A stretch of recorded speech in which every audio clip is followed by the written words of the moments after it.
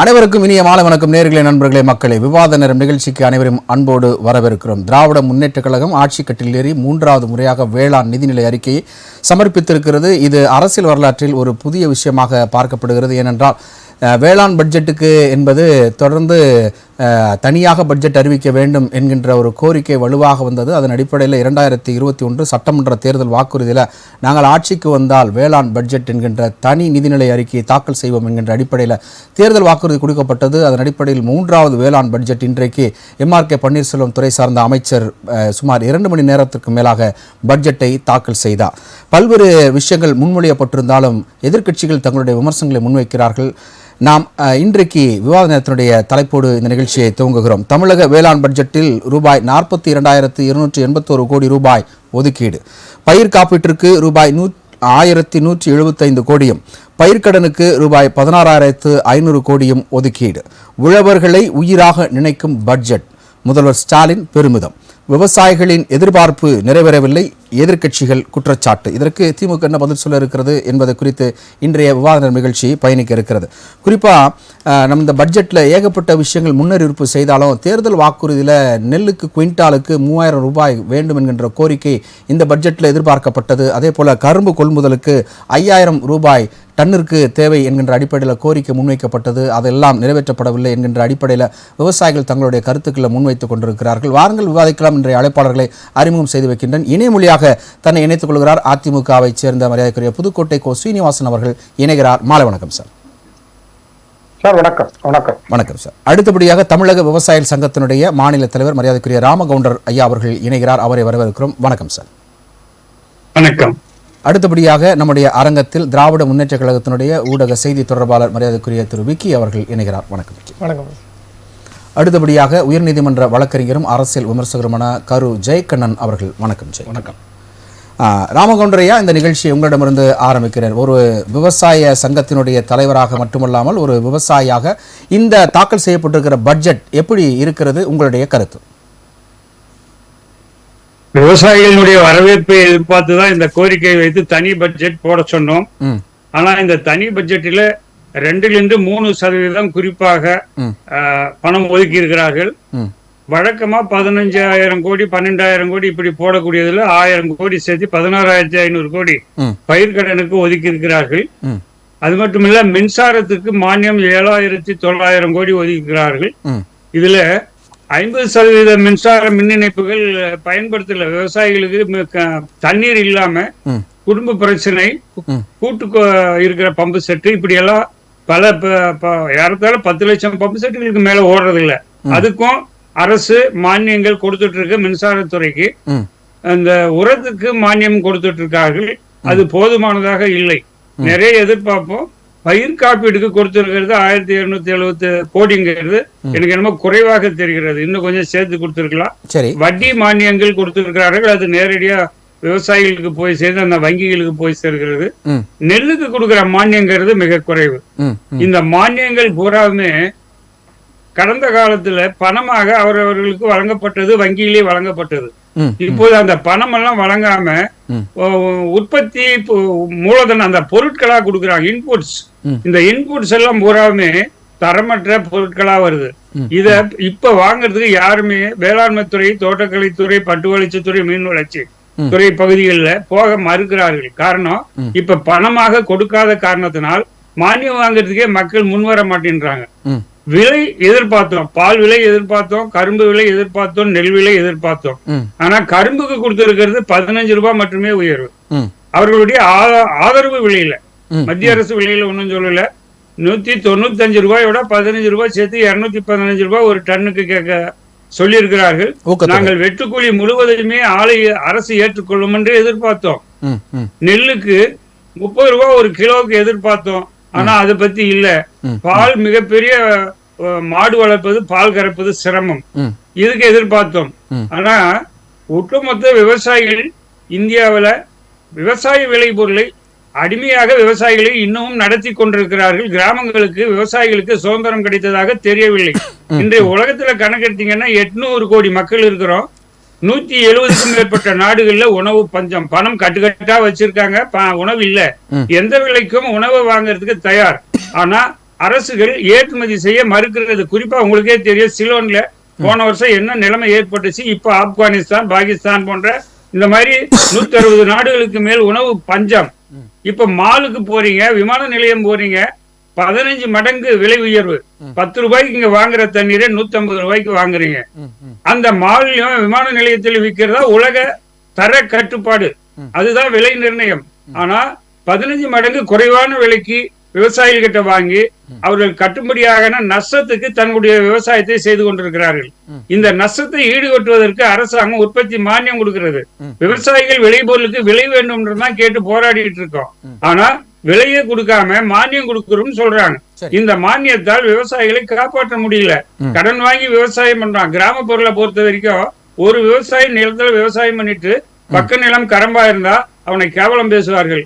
அதுக்காகவே கடன் பட்டு விவசாயம் பண்ணுவான். விவசாயம் பண்ணி அந்த பயிர் அறுவடை வரும்போது அது விலையே விற்காது, நஷ்டமாகும்.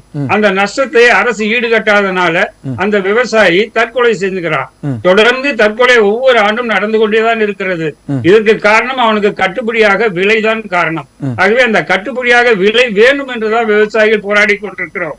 இந்த மானியங்கள் கொடுப்பது அரசாங்கம். ஐயா நாராயணசாமி இருந்த காலத்துல அரசோடு நடந்த பேச்சுவார்த்தையில என்றைக்கு உங்களுக்கு கட்டுப்படியான விலை கிடைக்க கொடுக்கிறோமோ அது வரைக்கும் நாங்க உற்பத்தி மானியம் கொடுத்து சரி கேட்டோம்ன்றதான் அன்றைய பேச்சுவார்த்தையில ஏற்பட்ட உடன்பாடுகள். அதன் அடிப்படையில் தான் மானியம் கொடுக்குது. மானியம் தமிழ்நாடு அரசு மட்டுமில்ல, இந்திய அரசு மட்டுமில்ல, உலகம் பூராவுமே அனைத்து விவசாயிகளுக்கும் அனைத்து நாடுகளுக்கும் மானியம் விவசாயிகளுக்கு கொடுத்து கொண்டுதான் இருக்கிறது. அப்படி இருந்தும் இந்த விவசாயிகளுக்கு இந்தியாவில மட்டும்தான் உணவு பொருள் மிக மிக மலிவான விலைக்கு கிடைக்கிறது. காரணம், ஓட்டு வாங்கணுங்கிறதுக்காக ஆட்சியில் இருப்பவர்கள் விவசாயிகளுக்கு விளைபொருளுடைய விலையே கொடுக்காமல் தன்னுடைய கட்டுப்பாட்டுள் வைத்திருக்கிறார்கள். இந்த உணவு கட்டுப்பாடு இருக்கின்ற காரணத்தினால எந்த ஒரு விவசாயம் பண்ணாலும் விலை இல்லை. குறிப்பா லட்சக்கணக்கில் சம்பளம் வாங்குறவங்க கூட 5 ரூபாய்க்கு 2 ரூபாய்க்கு கீரை கட்டு கிடைக்குமா, காய்கறி கிடைக்குமான்னு எதிர்பார்க்கிறாங்க. அப்ப விவசாயிகளுக்கு எங்கே நியாயம் கிடைக்கும்? அது நியாயம் கிடைக்கல. அரசு கிட்டதான் நியாயம் எதிர்பார்க்கணும். ஒவ்வொரு ஆண்டும் எதிர்பார்க்கிறோம். இந்த பட்ஜெட்டை பொறுத்த வரைக்கும் பொது பட்ஜெட்ல இருந்து கட் பண்ணி இதுக்கு 2 பக்கம் 2 கவர் ஒட்டி புதுசா ஒரு பட்ஜெட் கொடுத்திருக்காங்க. அவ்வளவுதான் எங்களுக்கு தெரிஞ்ச வரைக்கும். மாற்றங்கள் எதுவும் இல்ல. புது பட்ஜெட் கேட்டு போராடணும், தனி பட்ஜெட் கேட்டு போராடணும். ஆனா எங்களுக்கு அதுல எதிர்பார்ப்புகள் அதிகமா இருந்தது. ஆனா எதிர்பார்ப்புகளை பூர்த்தி செய்யற மாதிரி இதுல இல்ல. அதுதான் எங்களுடைய கேள்வி. சரிங்க, இது நான் முதல் சுற்று கருத்தை நான் எடுத்துக்கிறேன். எதிர்பார்ப்புகள் பூர்த்தி செய்யப்படவில்லை அப்படின்னு நீங்க சொல்றீங்க. முதல் சுற்று கருத்தை நான் எடுத்துக்கிறேன். அப்படியே இணைப்பில் நம்ம தொடர்ந்து பேசலாம். அடுத்த அரங்கத்தில் இருக்கக்கூடிய திராவிட முன்னேற்ற கழகத்தினுடைய செய்தி தொடர்பாளர், விவசாயிகள் எங்களுக்கு எதிர்பார்ப்புகள் பூர்த்தியாகவில்லை அப்படின்னு ஒரு விஷயங்கள் சொன்னாலும், ஆனால் மண் முதல் மக்கள் வரை நினைத்த இந்த பட்ஜெட் மிகப்பெரிய ஒரு உழவர்களை குறிப்பாக அவர்களுடைய வாழ்வாதாரத்தை இது மேம்படுத்தக்கூடிய ஒரு பட்ஜெட் அப்படின்னு சொல்லி தமிழக முதலமைச்சர் ஸ்டாலின் அவர்கள் சொல்லியிருக்கிறாரு. ஆனால் அரசியல் கட்சியினுடைய எதிர்க்கட்சிகள் அவங்கெல்லாம் இது ஏமாற்றம் அளிக்கக்கூடிய பட்ஜெட், இது ஏற்றம் இல்லை, ஏமாற்ற பட்ஜெட்னு சொல்லிட்டு பாமக நிறுவனர் ராமதாஸ் அவங்க சொல்லியிருக்கிறாங்க. எதிர்க்கட்சி தலைவர் எடப்பாடி பழனிசாமி வேளாண் பட்ஜெட்டில் விவசாயிகளுக்கு பலனே இல்லை அப்படின்னு ஒரு எதிர்மறையான கருத்துக்கள் முன்வைக்கப்பட்டிருக்கிறது. இப்பயுமே நம்முடைய தமிழக விவசாய சங்கத்தினுடைய தலைவர் நாங்கள் எதிர்பார்த்தது இல்லை அப்படின்னு சொல்கிறாங்க. 3 விஷயம் தான் அவங்க எதிர்பார்க்குறாங்க. நெல் குவிண்டாலுக்கு 3000, கரும்பு டன்னுக்கு 5000, அதுபோக அந்த பால் கொள்முதல் விலை உயர்வு இது வரணும் நாங்கள் எதிர்பார்த்தோம், வரலை, ஏமாற்றமாக இருக்கு அப்படின்னு சொல்கிறாங்க. இல்லை, இப்போ ஐயா சொன்னது கரும்புக்கு கூடுதல் விலை கொடுக்கல, 15 ரூபாய் தான் கூடுதல் விலை கொடுத்துருக்காங்க அப்படின்னு சொன்னாங்க. அது முற்றிலும் தவறு. இதில் என்ன பிரச்சனை அப்படின்னா, ஒன்றிய பாஜக அரசு குறைஞ்சபட்ச ஆதரவு விலை நமக்கு கொடுக்கணும். அந்த விலை கொடுக்காதனாலும் நமக்கு இப்போ அதையும் கருத்தில் கொண்டு தான் 1 டன் கரும்பு ஒன்றுக்கு தமிழக அரசு ஊக்கத்தொகை, சிறப்பு ஊக்கத்தொகையாக இப்போ முன் இல்லாத அளவிற்கு 215 ரூபா உயர்த்தி அதில் கொடுத்துருக்காங்க, ஏற்கனவே இல்லாது. அப்போ இதை நம்ம பார்க்கணும். ஸோ இதற்காக பட்ஜெட்டில் 250 கோடி ஒதுக்கியிருக்காங்க கரும்புக்கு மட்டும். ஸோ அது மட்டும் இல்லாமல் விவசாயிகளுக்கு கடந்த 10 ஆண்டுகள் அதிமுக ஆட்சியில் காலத்தில் கடந்த 10 ஆண்டுகளில் பார்த்தீங்கன்னா மொத்தமா 2.2 லட்சம் இலவச மின் இணைப்புகள் தான் வழங்கப்பட்டது. ஆனா திராவிட முன்னேற்ற கழகம் 3 ஆண்டுகளை நிறைவு பண்ணுவதற்கு முன்னதாக 2 லட்சம் இலவச மின் இணைப்புகள் வழங்குது. விவசாயத்திற்கு அடிப்படையே இலவச மின்சாரம் தான். அந்த 10 ஆண்டுகள்ல இல்லாத ஒரு விஷயத்த வெறும் 3 ஆண்டுக்குள்ள 2 லட்சம் பேருக்கு இலவச மின் இணைப்புகளை இந்த அரசு செஞ்சு கொடுத்திருக்கு.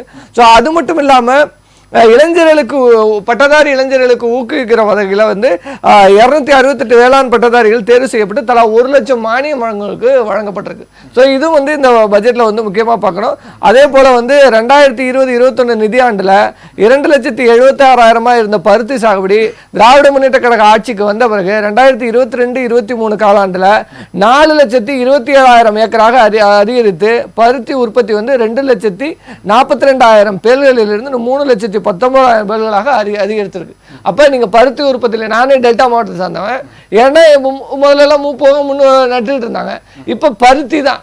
நீங்கள் வந்து உளுந்தோ அங்கே பயிரோ சாகுபடி பண்ணுறதை விட்டுட்டு விவசாயிகள் பணப்பயிரான பருத்தியை நோக்கி நகர்ந்தாங்க. ஸோ இது வந்து டெல்டா மாவட்டத்தில் தண்ணி அதிகமாக கிடைக்கக்கூடிய, நீர்வளம் இருக்கக்கூடிய, அதாவது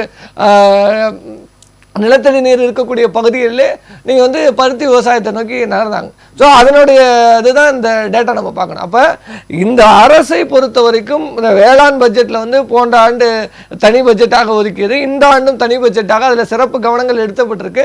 அதில் தான் நம்ம குறிப்பிட்டோம். நீங்கள் வந்து 10 ஆண்டில் கொடுத்த இலவச மின்சாரத்தை தாண்டி நாங்கள் 3 ஆண்டில் கொடுத்துருக்கோம். இன்றைக்கி வந்து கரும்புக்கு வந்து 215 ரூபா கூடுதல் விலை. இதில் வந்து ஒன்றிய அரசோட ஒத்துழைப்பு நமக்கு தேவை. ஏன்னா நீங்கள் வந்து தொடர்ந்து பாஜக அரசு தமிழ்நாட்டில் வந்து தொடர்ந்து நம்மளை வந்து ஒரு ஓரவஞ்சனையாக தொடர்ந்து எல்லா விஷயத்திலுமே, நீங்க வந்து கேலோ இந்தியா திட்டத்தில் நான் குறிப்பிட்ட மாதிரி 63 கோடி தமிழ்நாட்டுக்கும் பாஜக ஆளுகிற குஜராத்துக்கு 784 கோடி ஒதுக்குனாங்க. ஸோ அந்த மாதிரி தமிழகத்துக்கு வர வேண்டிய ஜிஎஸ்டியிலிருந்து இந்த வேளாண் பட்ஜெட் வரைக்கும் எல்லாத்திலையும் ஒரு ஓரவஞ்சனை, ஒரு பாரபட்சம். அது தொடர்ந்து திராவிட முன்னேற்ற கழக அரசு பாஜகவுக்கு எதிராக, குறிப்பாக இந்த சனாதன சக்திகளுக்கு, இந்துத்துவவாதிகளுக்கு எதிராக இருப்பதனால அரசுக்கு நெருக்கடியை ஏற்படுத்த வேண்டும் என்ற நோக்கத்தோடு தான் இந்த விஷயங்கள்லாம் செய்யறாங்க. அதையும் தாண்டி தான் இந்த அரசு இந்த பட்ஜெட்டை வந்து அறிவிச்சிருக்காங்க. அதுல விவசாயிகளுக்கு பலன் இருக்கா அப்படின்னா நிச்சயமாக இருக்கு. எதிர்கட்சிகள் 1000 விமர்சனங்களை வைக்கலாம். இல்ல அடிப்படை வந்து அவங்க கேட்கறது நெல்லுக்கு நீங்க சொல்றது கரும்புக்கு. அது போக வந்து இன்னொரு விஷயம், இப்போ வந்து நம்ம ஒரு நெறியாளர் இருந்தாலும் இது நினைக்கக்கூடிய ஒரு ஆவலா இருக்கக்கூடிய விஷயம், இந்த கொப்பரை தேங்காய், அடுக்கடுத்து நிலக்கடலை, அது போக நம்ம ரேஷன் கடையில் பாமாயில் வந்து அதை தடை செய்யணும், அங்கே வந்து தேங்காய் எண்ணெய், கடலை எண்ணெய், நல்ல எண்ணெய்லாம் கொடுக்கணும் அப்படின்னு சொல்லி தொடர் கோரிக்கை முன்வைக்கப்பட்டிருக்கிறது விவசாயிகள் சார்பாக. அது இந்த பட்ஜெட்டில் எதிரொலிக்கலையே. இல்லை, இப்போ நீங்கள் சொல்கிற மாதிரி இதெல்லாம் வந்து ஒரு டேட்டாவாக வந்து வந்திருக்கும். ஸோ அதை செயல்படுத்துகிற வடிவம் அதெல்லாம் வந்து ப்ராசஸில் இருக்கலாம். மேபி அடுத்த பட்ஜெட்டில் கூட அதுக்கெல்லாம் வாய்ப்புகள் இருக்கலாம். ஆனால் இப்போ இருக்கிற நீங்கள் நிதிச்சூழலை கையாண்டு தான் வந்து நீங்கள் போன முறையை விட இந்த முறை கூடுதலாக ஒதுக்கியிருக்காங்க. அதை வந்து நம்ம பார்க்கணும். அப்போ வந்து ஒரு நிதி சுமை அப்படிங்கிறது நமக்கு இருக்க கிட்டத்தட்ட 1 லட்சம் கோடி தமிழகம் வந்து கடனை நோக்கி வந்து சென்று கொண்டு இருக்கிறது. அப்போ நம்ம தன்னிறைவு பெற்ற மாநிலமாக சில விஷயங்கள்ல இருந்தாலும் இந்த மாதிரியான ஒன்றிய அரசின் பாரபட்சத்தினால நமக்கு வந்து அதிக அளவுல சில விஷயங்களுக்கு செய்ய முடியாத ஒரு சிச்சுவேஷன் ஏற்படுது. ஆனா அதையும் தாண்டி ஒரு சில விஷயங்கள்ல விவசாயிகளுக்கு உடனடியாக பலன் தரக்கூடிய பல விஷயங்கள்ல இந்த பட்ஜெட் வந்து சிறப்பாக இருக்கும். அதுல எந்த ஒரு மாற்று கருத்தும் இல்லை. ஆனா விவசாயிகள் சொல்லக்கூடிய ஓரிரு கோரிக்கைகள், அவங்களுக்கு கூடுதல் சொல்றது குவிண்டாலுக்கு நெல்லாக இருக்கட்டும், இல்ல நீங்க வந்து கரும்புல இன்னும் கூடுதல் கேட்டது, இதெல்லாம் நியாயமான கோரிக்கைகள் தான். எந்த யாரும் தவறு சொல்லல. அரசுக்கும் அதுல வந்து முழுமையாக எண்ணம் இருக்கிறது. ஆனா நமக்கு எந்த அளவிற்கான பொருளாதார நிதி சூழல் இருக்கிறதோ அதற்கு ஏற்ற போலதான், அதாவது அளவிருந்து செலவழிக்கணும் என்று இருக்கு. சோ அந்த வகையில தான் ஒரு அரசு திட்டமிடணும் தவிர உடனே எல்லாத்தையும் செய்து விடுகிறோம் என்று வெற்று அறிவிப்புகளால் அறிவித்து விட்டு அதை செயல்படுத்துகிற ரீதியில் பிரச்சனைகளை சந்திக்க கூடாது. அதனால ஒரு அரசு திட்டமிட்ட வழியில வந்து செயல்படுது. அதனால போன ஆண்டை விட இந்த ஆண்டு ஒரு கூடுதலாக ஒரு இருக்கு. அது விவசாயிகளுக்கு பலன் தரும் அப்படின்னு என்னை போன்ற நபர்கள் நாங்கள் நம்புவோம். ஓகே, நம்ம தொடர்ந்து பேசலாம். அடுத்து இணைமொழியாக இணைந்திருக்கக்கூடிய அதிமுகவின் புதுக்கோட்டை கோ சீனிவாசன் அவர்கள், சொல்லுங்க, இந்த விவசாய பட்ஜெட், நீங்களும் ஒரு விவசாயி தான், உங்களுடைய பொதுச் செயலாளரும் ஒரு விவசாயி தான், இந்த விவசாய பட்ஜெட்டை நீங்க எப்படி பார்க்குறீங்க திரு புதுக்கோட்டை சீனிவாசன்?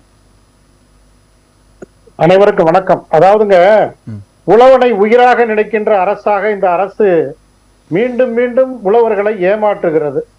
அதிமுகவுடைய அரசு வந்து பாதுகாக்கப்பட்ட வேளாண் மண்டலம் டெல்டா மாவட்டத்தை அறிவிச்சாச்சு. அதற்கு பிறகு அந்த மாவட்டத்துல இன்னைக்கு தாளடி குறுவை சாகுபடி பண்ணவங்க பயிர் மிகப்பெரிய அளவுல பாதிப்படைஞ்சு தண்ணி இல்லாம இப்ப அவங்களுக்கு வந்து ஒரு இழப்பீடு ஒரு 35,000 ரூபாய் குறைந்தது கொடுக்கணும். ஆனா இந்த அரசு அதை பத்தி எல்லாம் கவலைப்படல. சரி, நீங்க கரும்புக்கு தான் ஆதார விலை கொடுக்கல, இந்த கரும்பு அறவை ஆலை இருக்கு இல்லையா, கூட்டுறவு சார்பா நடக்கிற அந்த ஆலை, அந்த ஆலையை வந்து கவனிச்சிருந்தா கூட பரவாயில்ல, அதுவும் தனியார் ஆலைக்கு திசை திருப்பி விடுறாங்க. அத உழுதவன் கணக்கு பார்த்தா உலக்கு கூட மிஞ்சாதுன்னு சொல்லுவாங்க இல்லையா, அது மாதிரி இன்னைக்கு வந்து டெல்டா மாவட்டத்துல இன்னைக்கு பாத்தீங்கன்னா விளைநிலங்கள் மிக பெரிய அளவுல லாபம் இல்லாத காரணத்தினால விவசாயிகள் நொந்து போய் அந்த வேலையே வேணாங்கிற ஒரு நிலை, இந்த தலைமுறையோட விவசாயம் முடிஞ்சு போயிரும் போல் இருக்கியா. அந்த மாதிரி சூழ்நிலையில லாபம் இல்லாத சூழ்நிலையில விவசாயிகள் மிக பெரிய அளவுல வேதனை அடைகிறாங்க. அதையெல்லாம் கவனிக்காம அங்க இருக்கிற இளைஞர்களுக்கு மாற்று வழிகள் கூட செய்யாம எந்த வேலை வாய்ப்புகளையும் புதிதாக உருவாக்காம 2.5 ஆண்டு காலமா திமுக விவசாயிகளை வஞ்சித்து விட்டது. நீங்க வந்து ஒண்ணு வேணாம், நான் சார்ந்திருக்கிற என்னுடைய சார் 3 வருடத்துல 1 லட்சத்திற்கும் மேற்பட்ட மின் இணைப்புகள் கொடுக்கப்பட்டிருக்கு. குண்டாரு, அதாவது அந்த திட்டத்துக்கு திமுக வந்து உயிர் கொடுக்கல. அப்ப விவசாயிகள் வந்து பாலில் இருந்து அவங்க செய்யற அறுவடை விளைவரை, அதாவது நகரத்துல வந்து அரிசி விலையை உயர்த்தி தர்றேன்னு சொல்லி ஓட்டு கேட்கிறது, கிராமத்துல வந்து நெல்லு விலையை உயர்த்தி தர்றேன்னு ஓட்டு கேட்கிறது. இந்த நாடக அரசியலை திமுக தொடர்ந்து பண்ணுது. கீரல் விழுந்த இசைத்தட்டா 2 விஷயம் சொல்லுவாங்க. இந்த 2 ஆண்டு காலத்துல மத்திய அரசை கை காட்டுவாங்க, இல்லாட்டினா 10 ஆண்டுகளுக்கு முன்னாடி அண்ணா திமுகவுடைய அரசை கை காட்டுவாங்க. அப்ப இவங்க என்ன பண்றாங்க, விவசாயிகளை உயிராய் நினைத்தேன்னு வார்த்தையில சிலப்பதிகாரத்தையும் சீவக சிந்தாமணியும் சொல்லிட்டா மட்டும் இந்த அரசு வந்து விவசாயிகளுக்கு உறுதுணையா இருக்குன்னு நம்ப முடியுமா? அதனாலதான் எங்களுடைய கழக பொதுச் செயலாளர் அண்ணன் எடப்பாடியார் அதிமுகவினுடைய ஆட்சி காலத்தில் விவசாயிகள் துயர் துடைத்த ஆட்சி, அம்மாவினுடைய ஆட்சியை நாங்க கொடுத்தோம். இன்னைக்கு பாத்தீங்கன்னா நெல்லை உலர்த்துறது ரோட்ல உலர்த்துறாங்க ஐயா, ரோட்ல உலர்த்துறாங்க. அவங்களுக்குன்னு ஒரு கிட்டங்கி கிடையாது. அப்ப மழை வந்துச்சுன்னா அவன் உற்பத்தி பண்ண அந்த நெல்ல வீதியில போட்டு மழையில வச்சு கண்ணீர் வடிச்சதெல்லாம் உங்க ஊடகத்துலதான் செய்திகளா வந்தது. அப்ப விவசாயிகளுடைய குறைகளை முழுமையாக ஆராயாமல் ஏதோ எடுத்தோம் கவிழ்த்தோம்ன்ற அடிப்படையில இந்த பட்ஜெட் தாக்கல் செய்யப்பட்டிருக்கு. இது முழுக்க முழுக்க விவசாயிகளை வஞ்சிக்கின்ற நிதிநிலை அறிக்கை. இது விவசாயிகளுக்கு எந்தவித பயனையும் தராதுங்கிறதா எங்களுடைய பார்வை. உடனடியாக விவசாயிகளுடைய குறையை தீர்க்கின்ற அரசு இந்த பாதிக்கப்பட்டு மிக பெரிய அளவுல நீர் இல்லாம இன்னைக்கு ஒரு அமைச்சர் சொல்றாரு, துரைமுருகன் அண்ணன் சொல்றாரு, என்ன சொல்றாரு, நீங்க வருஷம் முச்சோடும் பயிரிட்டே இருந்தீங்கன்னா உங்களுக்கு தண்ணி கொடுத்துக்கிட்டே இருக்க முடியுமான்னு கேட்கிறாரு. அப்ப ஒரு பொறுப்பற்ற தன்மையோடு இந்த அரசு இருக்கிறதுக்கு இது ஒன்னே உதாரணம். இந்த நிலைகள்லாம் மாற்றி தவறா பாக்குறீங்க. அதாவது கால சூழ்நிலைக்கு ஏற்ப பயிரை மாற்றுவதுதான் விவசாயிகளுடைய வேலை. நானும் கிடையாது, நீங்களும் கிடையாது, இந்த உலகம் கிடையாது. ஆகவே விவசாயிகளை கண்ணீரை துடைக்க வேண்டிய கடமை இந்த அரசுக்கு இருக்கிறது. இனியாவது செய்ய வேண்டும் என்று அதிமுக எதிர்பார்க்கிறது. சரி, ஓகே, நான் முதல் சுற்று கருத்தை நடத்துக்கிறேன். அடுத்தபடி அரங்கத்தில் இருக்கக்கூடிய அரசியல் விமர்சகரும் உயிரிழந்த வழக்கறிஞர் திரு கரு ஜெயக்கண்ணன் அவர்கள், நீங்களும் ஒரு விவசாய குடும்ப பின்னணியிலிருந்து வந்திருக்கிறீங்க. இந்த பட்ஜெட் எப்படி பார்க்குறீங்க?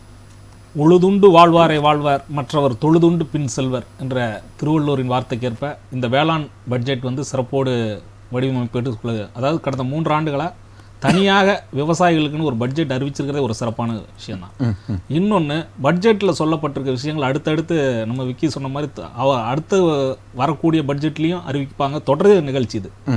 இன்னொரு செய்தி என்னென்னா, டெல்டா மாவட்டங்களில் அமைச்சர் பதவி யாரும் கொடுக்குன்னு சொல்லும்போது நம்முடைய முதலமைச்சர் டெல்டா மாவட்டத்திற்கு தான் நான் இருக்கிறேன் என்று சொன்னார். அந்த தாயுள்ளத்தோடு இந்த விவசாயிகளுக்கு அறிவிச்சிருக்கார். அதை வந்து நல்ல செய்தியாக தான் நம்ம பார்க்குறோம்.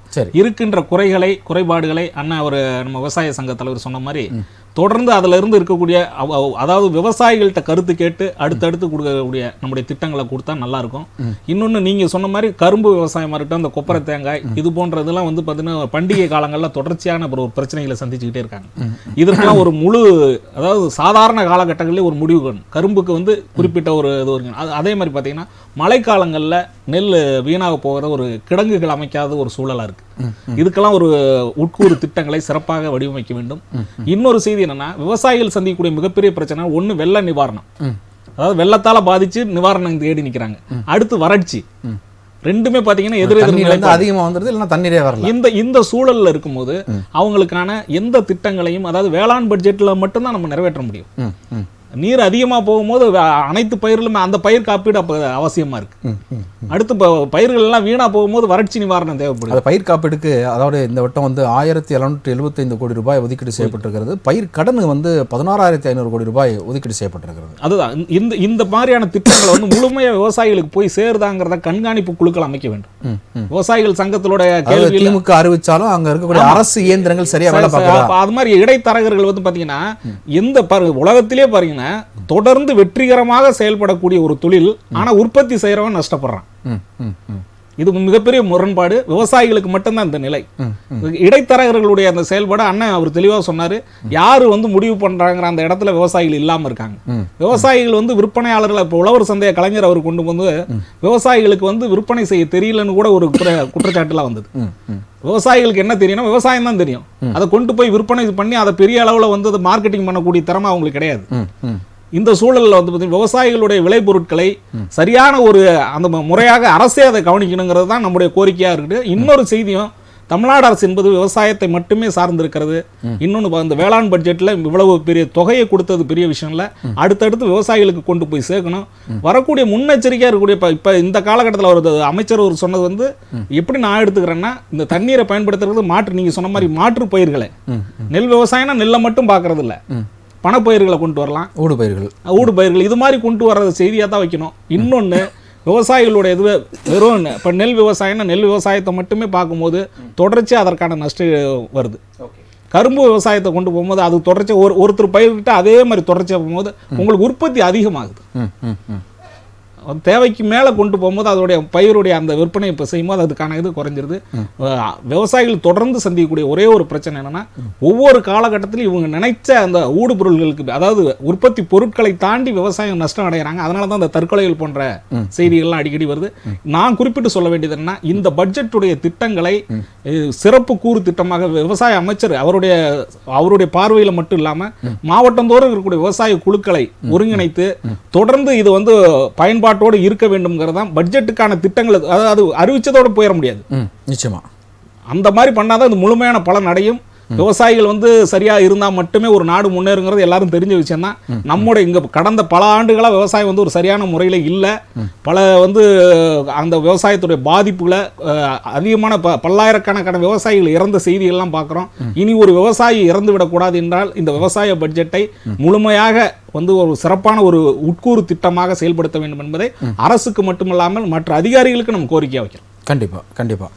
திரு ராமகுன்றை அவங்ககிட்ட வைக்கக்கூடிய கேள்வி என்ன அப்படின்னா, இப்போ ரசாயனங்கள் அதிகமாக பயிர்களில் வருகிறதுனால மண்ணை காப்போம், அது அது முதலமைச்சரின் மண்ணுயிர் காப்போம் திட்டம், இதை எப்படி பார்க்குறீங்க? முதலமைச்சர் சொன்னது வரவேற்கத்தக்கது. ஒரு காலத்துல ரசாயன உரமே இந்தியாவில் இல்ல. அன்றைக்கு எந்த நோயுமே மனிதனுக்கு வரல. கன்சூமர் யாருமே பாதிக்கப்படல. ஆஸ்பத்திரிக்கு போல, மருத்துவமனைகள் இல்ல, மருத்துவ கல்லூரி இல்ல. உணவை பெருக்கணும்னு சொல்லிட்டு ரசாயன உரங்களை இறக்குமதி பண்ணாங்க. ரசாயன உரங்களை போட வச்சாங்க. பூச்சிகள் வந்தது, பூச்சி மருந்து அடிக்க சொன்னாங்க. ரசாயன உரமும் பூச்சி மருந்தும் தெளிச்சதுனால உணவு மெல்ல மெல்ல நஞ்சா மாறுச்சு. அதை சாப்பிடுறவங்க பூரா நோய்வாய்ப்பட்டாங்க. மருத்துவம் பெருக ஆரம்பிச்சிருச்சு. மருத்துவத்துல அதிக வருமானம் வருதுன்னு மருத்துவ கல்லூரிகளும் டாக்டர்களும் அதிகமாய் இன்னைக்கு ஒரு டாக்டர் சீட் பிடிக்கணும்னா 1.5 கோடி ரூபாய் ஆகிற அளவுக்கு ஆயிப்போச்சு. இதுக்கு எல்லாமே காரணமே ரசாயன உரமும் பூச்சி மருந்தும். இது ரெண்டும் தான். ஆனா விவசாயி தன்னுடைய நிலத்துல முதல்ல ரசாயன உரம் போட மறுத்தார். என்னுடைய தாத்தாவெல்லாம் ரசாயன உரம் போடல. ராத்திரில கொண்டு யூரியாவை போட்டு பொட்டாச போட்டு இந்த இடத்துல மட்டும் நல்லா பயிர் வருதுன்னு சொல்லிட்டு எங்களை ரசாயன உரத்துக்கு குடியாரன போல அடிமையாக்கியது அரசாங்கம். அந்த அடிமைத்தனத்திலிருந்து எங்களால இன்னும் மீள முடியல. இப்ப நீங்க குடிக்கிறது தவறு, வெளியே வாங்கன்னு நீங்க கேக்குறீங்க. ஆனா எங்க மண்ணெல்லாம் ரசாயன உரத்துக்கு அடிமை ஆயிடுச்சு. இப்ப அதுல இருந்து வெளியே வரணும்னா 10 ஆண்டுகள் பிடிக்கும். இந்த இயற்கை வேளாண்மைங்கிறதுக்கு இதை தொடர்ந்து 10 வருஷம் நீங்க கொண்டு வந்தாதான் இந்த ரசாயன உரத்துல இருந்து இந்த மண் மீளும். விவசாயிக்கு ரசாயன உரம் இல்லாத ஒரு உற்பத்தியை பண்ணணும்னா 10 மடங்கு செலவாகும். அந்த 10 மடங்கு செலவுக்கு உற்பத்தியான பொருளுக்கு நீங்க விலை கொடுத்தாதான் விவசாயி இயற்கை வேளாண்மைக்கு வருவான். இல்லன்னா மீண்டும் மீண்டும் ரசாயன உரத்துக்கே போவா. அப்போ அந்த ரசாயன உரத்துக்கு தொடர்ந்து போனா மருத்துவம் வளர்ந்தே தீரும். வேற வழியே இல்லை. இதுக்கு விவசாயிகளுக்கு கட்டுப்படியான விலை கொடுக்கணும். உலகம் முழுவதுமே பற்றாக்குறை இருக்கிற பகுதிகளில் உணவை கொண்டு போய் வித்து அதிக லாபத்தை விவசாயிகளுக்கு கொடுத்தா மானியம் கேட்க மாட்டான், இலவசம் கேட்க மாட்டான். அவன் உற்பத்தி செலவை கணக்கிட்டு விலை கிடைச்சிரும். உங்களுக்கு இயற்கைக்கு வந்துருவான், மருத்துவம் மாறும். இதனால விவசாயியும் உழைப்பான், கன்சியூமரும் உழைப்பான், மருத்துவம் குறையும். அப்ப அதுக்கு இந்த ரசாயன உரத்துக்கு பின்னாடி ஒரு பெரிய மெடிக்கல் மாஃபியா இருக்குன்னு சொல்றீங்களா? இருக்கு, கண்டிப்பா இருக்கு. ரசாயன உரத்தை உற்பத்தி செய்கின்ற நாடுகள் அதை விற்பதற்கு அரசுக்கு கமிஷன் தருகிறார்கள். இந்தியா கவர்மெண்ட் இத்தனை லட்சம் டன் உரம் இறக்குமதி பண்ணா அதை மானியமாக கொடுக்கிறார். குறிப்பா இந்தியா கவர்மெண்ட் 2.5 லட்சம் கோடி ரூபாய் இந்த ஆண்டு மானியம்னு அறிவிக்கிறா. விவசாயிகளுக்கு கொடுக்காம நேரடியா கம்பெனி கொடுக்குறா. அப்ப அந்த கம்பெனி என்ன பண்ணும், அந்த கொடுக்கிற நாடுக்கு கமிஷனா கொடுப்போம் பாதி. அப்போ ஆட்சியாளர்களுக்கு லாபம், விவசாயிகளுக்கும் கன்சியூமருக்கும் அது நஷ்டம். அப்ப அந்த விவசாயி உற்பத்தி பண்றதை சாப்பிடுறவன் பூரா மருத்துவத்துக்கு பாதி செலவு பண்ணுவான். நஷ்டம் அடைகிறான் விவசாயி, பாதிக்கப்படுறவன் கன்சியூமர். இப்போ உங்கள்கிட்ட ஒரு குறுக்கீடு, அதாவது ரசாயன உரம் தெளித்து நீங்க பயிரிடக்கூடிய பயிர்களுக்கு என்ன லாபம் கிடைக்கிறது, இயற்கையான முறையில் நீங்க பயிரிடுறதுக்கு ரசாயனம் இல்லாம பயிர்களுக்கு என்ன லாபம் கிடைக்கிறது? குறிப்பா ஒரு நெல் ஒரு ஏக்கர்ல ரசாயன உரம் பூச்சி மருந்து இல்லாம பண்ணா 5 மூட்டை நெல் தான் விளைய முடியும். இதே ரசாயன உரமும் பூச்சி மருந்தும் போட்டா 50 மூட்டை விளையலாம். 10 மடங்கு ஜாஸ்தி. அப்போ எனக்கு உற்பத்தி அதிகமாகுது, விலை குறையுது. அப்போ வந்து நீங்க ரசாயனம் இல்லாத ஒரு பொருள் கொடுக்கும்போது அது தூய்மையான ஒரு உணவுப் பொருள். ஆனா வந்து ரசாயனம் கலந்து கொடுக்கும்போது அது வந்து விஷமாக மாறுகிறது, அப்படிதானே? மாறுது. ஆமா. ஓகே, அதில் இன்னொரு முக்கியமான ஒரு கேள்வி உங்கள்கிட்ட கேட்கணும். அதாவது இப்போ இந்த உர கடைகள் இருக்கு பார்த்தீங்களா, அங்கே போகும்போது உங்களுக்கு அரசாங்க உரங்கள் உங்களுக்கு சரியாக கிடைக்கிறதா, அல்லது இந்த உரம் வாங்கினா தான் இந்த உரம் மெயினான உரம் தருவோம் அப்படின்னு சொல்லி அடிஷ்னல் உங்களுக்கு கொடுக்குறாங்களா? அடிஷ்னலும் கொடுக்குறாங்க, நாம கேட்கறதும் கொடுக்குறாங்க. கேட்பவனுடைய மனநிலையை பொறுத்து. விவரமான விவசாயின்னா எனக்கு இதுதான் வேணும்னு ஒரு வேளாண்மை துறையோ தோட்டக்கலை துறையிலயோ பரிந்துரைப்படி அவன் கொண்டு போய் லெட்டர் கொடுத்து எனக்கு இந்த மருந்து தான் வேணும்னு வாங்குவான். டிபார்ட்மெண்ட்டுக்கு தொடர்பு இல்லாத விவசாயி என் பயிர் இப்படி ஆயிப்போச்சுப்பா எதனா கொடுன்னுவான். இதுதான் சரியான நேரம்னு உரக்கடைக்காரன் இது அடி அது அடின்னு அவனுக்கே தெரியாது 4 மருந்து 5 மருந்து ஒட்டா சேர்த்து கொடுப்பான். அவனுக்கு லாபம், விவசாயிக்கு நஷ்டம். ஓகே, இந்த பயிர் காப்பீடு, இந்த பயிர் கடன் இதெல்லாம் வந்து விவசாயிகளுக்கு சரிவர வந்து கொண்டு இருக்கிறதா? ஏன்னா வந்து 1275 கோடி ஒதுக்கீடு செய்யப்பட்டிருக்கிறது, பயிர் கடனுக்கு 16,000 சொச்சம் கோடி ஒதுக்கீடு செய்யப்பட்டிருக்கிறது அப்படின்னு சொல்லும் பொழுது சரியான முறையில் விவசாயிகளுக்கு வந்து சேருகிறதா? பயிர் கடன் போய் சேருது. 1000 கோடி ரூபாய் இந்த ஆண்டு மிச்சமா கொடுத்திருக்காங்க, 16,500 கோடி கொடுத்திருக்காங்க, அதெல்லாம் போய் சேருது. ஆனா விவசாயிகளுக்கு இதுல லாபம் கிடைக்குமான்னா இல்ல, நஷ்டம்தான். உற்பத்தியை பெருக்கிறா, அது எல்லா இடத்துக்கும் போது அரசு ஒரு கட்டுப்பாடை வச்சிருக்கா. இந்தந்த பொருளை இந்தந்த நாட்டுக்கு தான் அனுப்பணும், இந்தந்த ஏரியாவுக்கு தான் அனுப்பணும்னு சொல்லிட்டு. அப்போ அந்த குறிப்பிட்ட ஏற்றுமதி நிறுவனங்களுக்கு மட்டும்தான் லாபம் போய் சேரும். அந்த ஏற்றுமதி நிறுவனத்தின் பின்னால யார் இருப்பான்னு பாத்தீங்கன்னா அதுக்கு முக்கிய அரசியல் புள்ளிகள் தான் இருப்பாங்க. அப்ப விவசாயிகளுக்கு அந்த லாபம் கிடைக்காது, அந்த ஏற்றுமதி நிறுவனங்களுக்கு தான் அந்த லாபம் போய் சேரும். ஓகே, நம்ம தொடர்ந்து பேசலாம். குறிப்பாக உயிர்மெய் வேளாண்மையில் சிறந்து விளங்கும் விவசாயிகளுக்கு நம்மாழ்வார் விருது வழங்க ரூபாய் 5 லட்சம் நிதி ஒதுக்கீடு செய்யப்பட்டிருக்கிறது. அது ஒரு மிகப்பெரிய ஒரு விஷயமாக இந்த வேளாண் பட்ஜெட்டில் பார்க்கப்படுகிறது. அது மட்டும் இல்லாமல் இளைஞர்களுக்கு இந்த பட்ஜெட் விவசாயத்துறையில் தங்கள் வசம் இழுத்திருக்கிறதா என்பது ஒரு மிகப்பெரிய ஒரு கேள்விக்குறியாக இருந்தாலும் ஒரு ஆச்சரியக்குறியாக மாறுவதற்குண்டான வாய்ப்பு இருக்கிறது. ஏன்னா இப்போது அதிக அளவில் உங்கள்கிட்ட தான் அதிக அளவில் வேளாண் பல்கலைக்கழகங்களில் இப்போ மாணவர்களோட சேர்க்கை அதிகமாகுது. ஸோ அதுக்கு இந்த பட்ஜெட்டில் திமுக அரசினுடைய சலுகைகள் என்னென்ன இருக்குது? அதுதான் இப்போ பார்த்தோம்ல, நம்ம 1 லட்சம் ரூபாய் அவர்களுக்கு மானியம், அதாவது இளைஞர்களுக்கு வேளாண் துறையில் அவங்க செயல்படுறதுக்கான கடன்கள் வந்து நேரடியாக வழங்கப்பட்டு அதில் 1 லட்சம் ரூபாய் மானியமாக வழங்கப்படுது. ஸோ இதில் வந்து நீங்கள் சொன்ன மாதிரி அதாவது நம்மாழ்வார் அவர்களின் பேரில் அந்த விருது வந்து 5 லட்சம் ரூபாய் அந்த விருது அப்படிங்கிறது வழங்கப்படுது. அதே போல் ஐயா சொன்னாங்க பயிர் காப்பீடு அப்படிங்கிறதுல வந்து நம்ம வந்து ஏற்கனவே வந்து பயிர் காப்பீடு திட்டத்தினங்களை தூத்துக்குடியில் நம்ம பார்த்தோம். அந்த பெருமழையில வந்து பயிர் சேதம் வந்து எவ்வளவு தூரம் வந்தது அப்படின்னு. ஸோ அப்போ வந்து 14,55 லட்சம் ரூபாய் வந்து வழங்கப்பட்டது. கிட்டத்தட்ட 10,000 விவசாயிகளுக்கு இழப்பீட்டு தொகையை அந்த இழப்பீடு வந்து வழங்கப்பட்டது. ஸோ அதற்கு முன்னாடி பார்த்தீங்கன்னா டெல்டா மாவட்டத்திலும் அதை குறிப்பாக சீர்காழி எங்களுடைய சொந்த ஊர், நான் மயிலாடுதுறை மாவட்டம் சார்ந்தவன். அப்போ வந்து மயிலாடுதுறையில் பார்த்தீங்கன்னா ஒரு 2 நாளில் கிட்டத்தட்ட 100 சென்டிமீட்டருக்கு மேலான மழை பெய்யுது.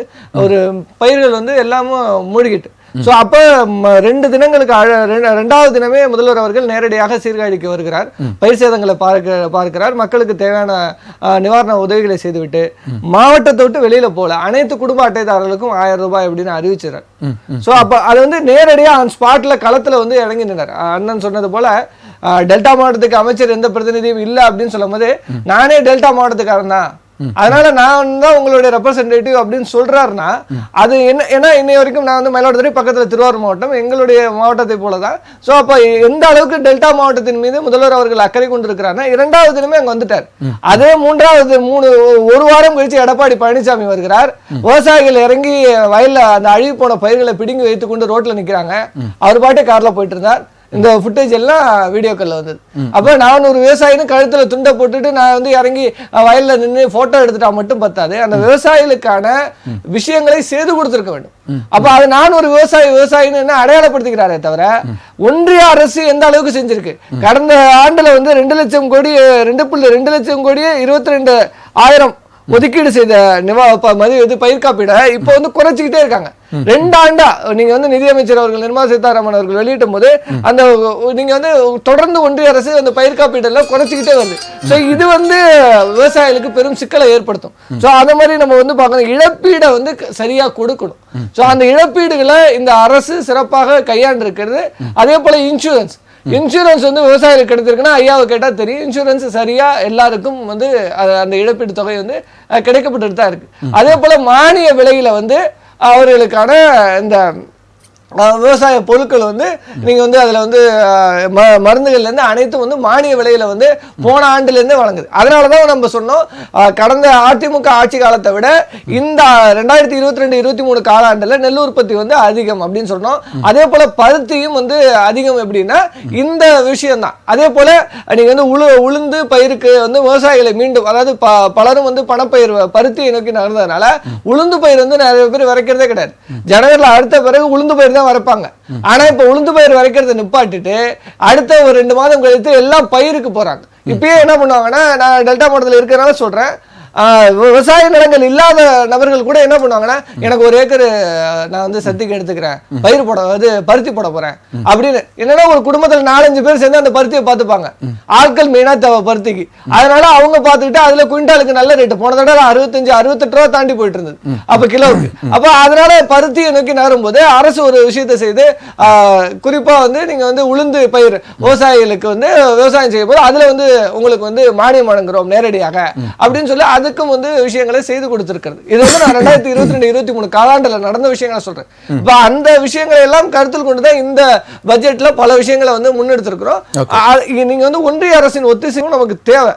இருந்த பட்சத்திலும் தமிழ்நாடு அரசு இந்த நிதிநிலையை சிறப்பாக கையாண்டு வேளாண் மக்களுக்கு, பெருங்குடி மக்களுக்கு என்ன தேவையோ அதை சிறப்பாக தமிழக முதல்வர் செய்து கொடுக்கிறார். ஏன்னா அவரும் ஒரு விவசாய குடும்பத்தில் பிறந்தவர் தான். கண்டிப்பா.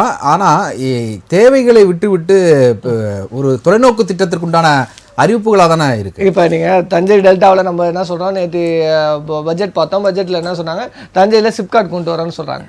இப்போ ஏன் பறந்துபட்ட வளர்ச்சி அப்படிங்கிறத பார்க்கணும். நீங்கள் சென்னையை நோக்கி, பெருநகரங்களை நோக்கி வந்து இன்னைக்கு தமிழகம் முழுவதும் இருந்து வேலைவாய்ப்புகளுக்காக இன்னும் பல விஷயங்களுக்காக படையெடுக்க வேண்டிய தேவை இருக்குது. அப்போ நெருக்கடி நிலை ஏற்படுது. அப்போ பறந்துபட்ட வளர்ச்சியை நோக்கி இந்த தமிழகத்தை நகர்த்தினாதான் கிராமங்கள் வளர்ச்சி அடையும். இப்போ தூத்துக்குடியில் இன்வெஸ்ட்மெண்ட் எதனா கொண்டு வந்தோம். தூத்துக்குடியில் இன்னைக்கு பல இன்வெஸ்ட்மெண்ட் வந்திருக்குங்கன்னா இதெல்லாம் முதல்வரின் திட்டம் தான், அவருடைய சிந்தனையில் தோன்றிய விஷயங்கள் தான். ஏன்னா தூத்துக்குடி இன்னைக்கு டெவலப் ஆகுதுன்னா அதை சுத்தி இருக்கிற ஒரு 40-50 கிராமங்கள் வந்து வளர்ச்சி பெறும். அதே போல இன்னைக்கு தஞ்சையில சிப்காட் வர்றதுனால அதுல எத்தனை லட்சம் இளைஞர்களுக்கு வேலை வாய்ப்பு. அப்ப தஞ்சையை சுத்தி உள்ள, டெல்டா மாவட்டத்தை சுத்தி உள்ள படித்த பட்டதாரி இளைஞர்கள், குறிப்பாக பாலிடெக்னிக் போன்ற படிப்புகள் படிச்ச இளைஞர்களுக்கான வேலை வாய்ப்பு அது பெருத்து தரும். அப்ப நீங்க வந்து பரந்துபட்ட பொருளாதார வளர்ச்சி அப்படிங்கிறது தேவை.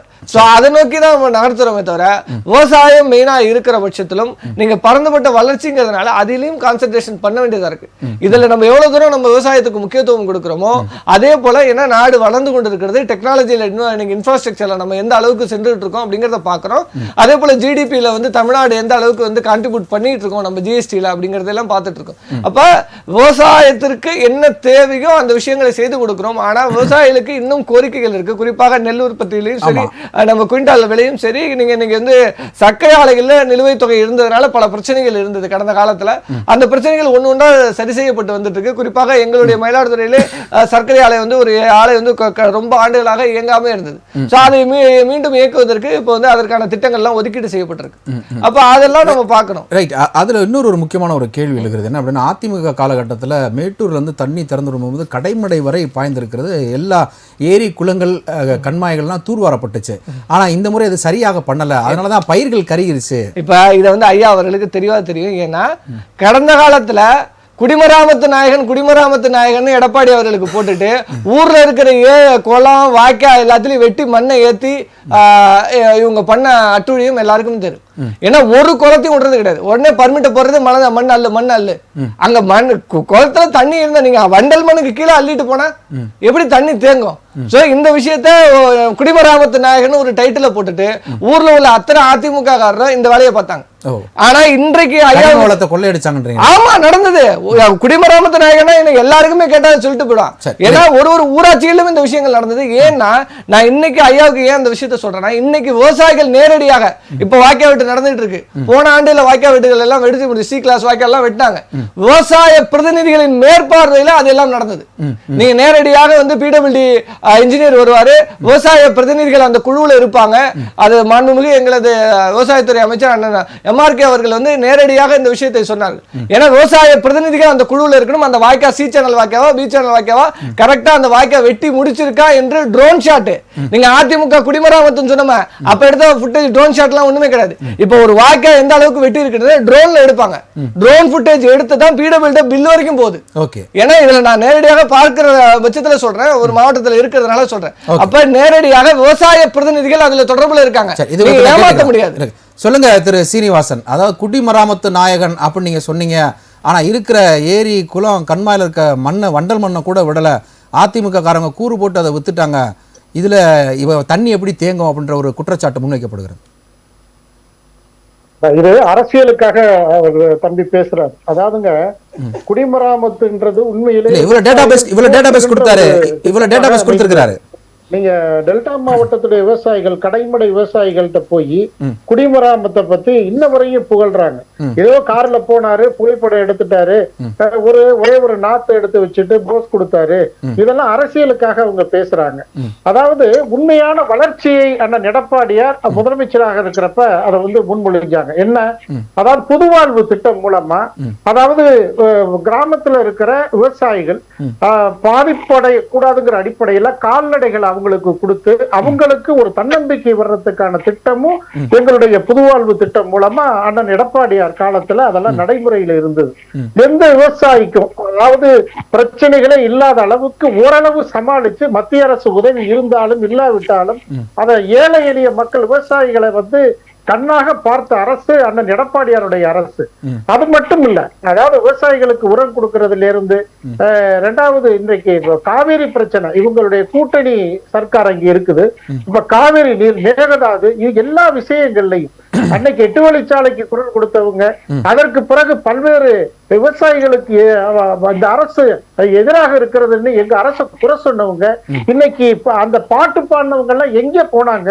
நீங்க கலாலுக்கும் டாஸ்மாக்குக்கும் உங்களுடைய கவனத்தை செலுத்துற இந்த அரசு விவசாயிகளுக்கு எந்த விதமான முன்னறிவிப்பும் முயற்சியும் இவங்க செய்யலைங்கிறதா எங்களுடைய குற்றச்சாட்டு. இவங்க தேர்தல் அறிக்கையில பிரகடனப்படுத்தின எந்த விஷயத்தையாவது விவசாயிகளுக்காக இவங்க செஞ்சிருக்காங்களா? விலை ஆதாரம் கொடுத்திருக்காங்களா? விலை வைக்கிற உரிமையை கொடுத்திருக்காங்களா? எதையுமே செய்யாம அண்ணன் எடப்பாடியாருடைய அரசை குறை சொல்லணும், அப்படி இல்லைன்னா ஒன்றிய அரசை கையை காட்டணும். இதை தவிர திமுக அரசு 2.5 ஆண்டு காலமா எதையும் செய்யல. மிகப்பெரிய ஒரு தோல்வி பெற்ற அரசு. எல்லா தரப்புமே இன்னைக்கு எதிர்க்கிறாங்க. அண்ணன் எடப்பாடியார் டெல்டா மாவட்டத்துக்கு போறாருன்னா விவசாயிகள் வரவேற்பு கொடுக்கறாங்க. நேற்று சீர்காழியில பாத்தீங்கன்னா சீர்காழியே குலுங்குனுச்சு. அந்த அளவு விவசாயிகளுடைய வரவேற்புக்கு மத்தியில ஒரு கழக பொதுச் செயலாளர் அண்ணன் எடப்பாடியார் போறாருன்னா அவருடைய காலம் பொற்காலமா விவசாயிகளுக்கு அமைந்தது. அதனாலதான் இந்த வரவேற்பு கிடைக்குது. ஆனா இன்றைக்கு திமுக போய் அங்க பேச சொல்லுங்க பாப்போம். திமுகவுடைய மந்திரிகள் மயிலாடுதுறை மாவட்டம் கண்ணீரை துடைத்த ஆட்சி திமுக ஆட்சி, விளம்பர ஆட்சி, ஸ்டிக்கர் ஆட்சிங்கிறதுல எந்த மாற்று கருத்தும் இல்ல. ஸ்டிக்கரை பத்தி நீங்க சொல்லாங்க. நான் ஒண்ணு சொல்றேன் கேளுங்க. நெல்லுக்கு இறைத்த நீர் வாய்க்கால் வழியோடி புல்லுக்கும் மாங்காய் பொச்சுமா போகம்னா இவர்கள் வந்து அரசியல் இங்க பேசுறாங்க. எல்லாருமே நெல்லுக்கு இறைத்த நீர் வாய்க்கால் வழியோடும். இது இந்த ஆண்டை பொறுத்த வரைக்கும் மழை அளவு குறைவு, 60% மழை பெஞ்சிருக்கு. அதனால இந்த தண்ணியில அரசியல் பண்ணிட்டு இருக்காங்க. தண்ணீர் எங்குமே இல்ல. ஆகவே இன்னும் 10 ஆண்டுகள்ல விவசாயம் பண்றதுக்கு ஆள் இருக்காது. 40 வயசுக்கு உள்ள பூராமே எங்க விவசாயத்தை விட்டுட்டு வெளியேற்றா, எங்க பசங்க எல்லாம் வெளியேற்றாங்க. இன்னும் 10 ஆண்டுகள்ல விவசாயம் செய்ய ஆள் இருக்காதுங்க. அன்றைக்கு முழுக்க முழுக்க எந்திரம் இருந்தால் மட்டுமே விவசாயம் பண்ண முடியும், இல்லைன்னா விவசாயம் பண்றதுக்கு வாய்ப்புகளே இல்ல. எந்திரத்தை அரசு இலவசமா கொடுத்தாதான் பண்ண முடியும். இன்னைக்கு கடன் வாங்கிட்டு ஜப்தி பண்றான், தற்கொலை பண்ணிக்கிறான், விவசாயி அழிறான். இந்த இன்சூரன்ஸ் ஒரு பிற்கா ஒரு மாவட்டம் போனாமா அழிஞ்சா மட்டும்தான் இன்சூரன்ஸ் கிடைக்குது. தனி ஒரு விவசாயிக்கு 1 சென்ட் நிலத்துல பயிர் பாதிக்கப்பட்டாலும் அவருக்கு இன்சூரன்ஸ் கிடைக்கணும். அப்பதான் அந்த விவசாயி தைரியமா பயிர் பண்ணுவான். டெல்டா பகுதியில் பேக்கேஜ் கொடுக்குறாங்க, 1 ஏக்கருக்கு 27,000 ரூபாய். ஆனா தமிழ்நாட்டில் இருக்கிற அத்தனை ஆறுகளும் ஓடுகின்ற பகுதிகளில் அதுவும் டெல்டா தான், ஆனா அவர்களுக்கு எதுவுமே கொடுக்கறது இல்ல. இந்த சூழ்நிலையில இங்க போயிட்டு இருக்கு. ஆக விவசாயிகளுக்கு நன்மை செய்யணுங்கிற எண்ணம் யாருக்கு இல்ல. நான் 10 ஆண்டுகள்ல விவசாயம் பண்றதுக்கு ஆள் இருக்காது. சரிங்க சரிங்க. அப்படி என்ன பண்ணுங்க திரு ஜெயக்கன், உங்கள்கிட்ட வைக்கக்கூடிய ஒரு கேள்வி என்ன அப்படின்னா, இந்த டெல்டா மாவட்டங்கள் தான் அதிக அளவில் பாதிக்கப்படுகிறது விவசாயங்கள். ஏன்னா காவிரி ஆற்றுப்படுகை அங்கேருந்து நிறைய பூம்புகாரில் வந்து ஸோ கடைமடை பகுதி வரைக்கும் போகிறது. இதில் தண்ணீரிலையும் ஒரு அரசியல் இருக்குது அப்படின்னு சொல்லப்படுது. ரசாயனத்தில் ஒரு மெடிக்கல் மாஃபியா இருக்குன்னா தண்ணீர்லையும் ஒரு அரசியல் எடுக்கிறதுன்னு. இப்போ அதிக அளவில் விவசாயிகள் பாதிக்கப்பட்டிருப்பது காரணம் காவிரி ஆற்றுப்படுகையில் மணல் அதிகமாக அள்ளியது இது ஒரு காரணமா? அதாவது தொடர்ந்து என்னன்னா காவிரி தான் வந்து நமக்கு ஒரு முக்கியமான நதியாக இருக்கிறதுனால காவிரி பாசனத்திற்கு உட்பட்ட விவசாய நிலங்களை தான் விவசாய நிலங்களாக நம்ம கருதுறோம்.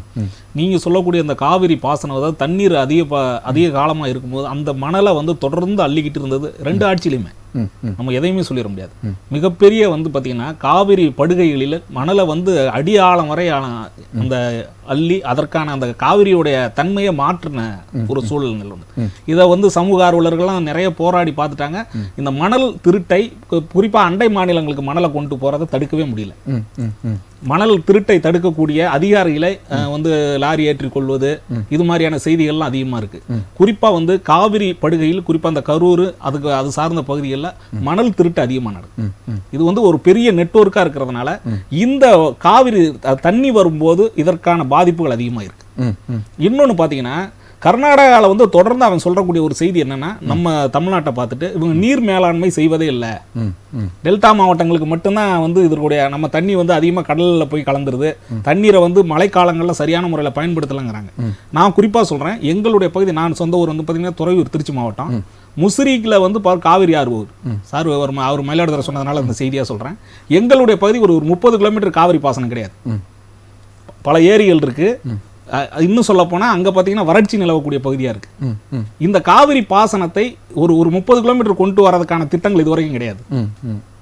அந்த ஏற்கனவே துறையூர், உங்களுக்கு பெரம்பலூர், அரியலூர் அப்படியே கொண்டு வந்து கும்பகோணம் பக்கத்தில் உள்ள அந்த கொள்ளிடம் அவங்க பகுதி மயிலாடுதுறை அது வரைக்கும் கொண்டு போறதுக்கான ஒரு திட்டங்கள், ஒரு வரைவு இருக்கு. ஆனா நிறைவேற்றுறதுக்கு ஆள் கிடையாது. ஏன்னா அவங்க வந்து கர்நாடகாவில் பார்த்தீங்கன்னா பாசனங்களை வந்து பல்லாயிரக்கணக்கான பாசன பகுதிகள் 1000 வருடங்களுக்கு முன்பதாக நதியை, அந்த வரக்கூடிய ஆற்றுப்படுகையை கல்லை வைத்து கட்டிய கல்லணை ராஜா கரிகால சோழன் அவர் செஞ்ச ஒரு இடத்துல ஒரு 30 கிலோமீட்டருக்கு காவிரி உள்ள இல்ல, காவிரி பாசனமே இல்ல, வறட்சியா இருக்கு. மழைக்காலங்க மானாவாரி பயிர்கள் தான் நட்டுக்கிட்டு இருக்கோம். அதற்கான திட்டங்களே கிடையாது. ஒரு 4-5 மாவட்டங்களுக்கு இத்தனை ஆட்சி, இத்தனை ஆண்டு காலம் நடந்திருக்கு. அந்த காவிரி நீரை கொண்டு வரதுக்கான எந்த விதமான ஒரு ஆக்கப்பூர்வமான திட்டம் கிடையாது. அவன் கர்நாடகாவில் பாத்தீங்கன்னா பல்லாயிரக்கணக்கான ஏக்கர் வசதியை பாத்தீங்கன்னா வட கர்நாடகா வரைக்கும் கொண்டு போயிட்டான். அதனாலதான் அவங்களுடைய நதியை வந்து நம்ம நதி நீரை நமக்கு கொடுக்க முடியல. இன்னொன்னு காங்கிரஸா இருந்தாலும் பாரதிய ஜனதா கட்சியா இருந்தாலும் அங்க உள்ள கர்நாடக அரசாக தான் செயல்படுகிறது. தேசிய கட்சியா இருந்தாலும் கர்நாடகாவுக்கு சரியா. ஆனா நம்ம தமிழ்நாட்டை பொறுத்த வரைக்கும் காங்கிரஸா இருக்கட்டும், பாரதிய ஜனதா கட்சியா இருக்கட்டும், தேசிய கட்சியா செயல்படுது. இது ஒரு அரசியல். காவிரி நீர் அரசியல் என்பது அண்ணன் அவர் ஐயா சொன்ன மாதிரி எப்போதுமே வந்து அரசியலுக்காக மட்டும் பயன்படுத்தக்கூடாது. காவிரி நீரை பயன்படுத்தி தான் தமிழ்நாட்டில் விவசாயம் செய்யப்படக்கூடிய சூழல் இருக்கும்போது அந்த காவிரி நீர் மேலாண்மையை சொல்லித்தராது அரசுகளுடைய தவறு. இந்த நீங்க சொன்னீங்க இல்லையா, மணல் திருட்டு நடந்ததுன்னா நான் சொல்றேன், காவிரி பாசன படுகைகள் எல்லாத்தையுமே நீங்க பள்ளம் தோண்டி வச்சுட்டீங்க. அவர் விக்கி சொன்ன மாதிரி வந்து குளங்கள்ல வந்து குடிமராமத்து பணின்னு செஞ்சாங்கன்னா அதுல உள்ள சவுடு மணல் எல்லாத்தையும் எடுத்துட்டீங்க.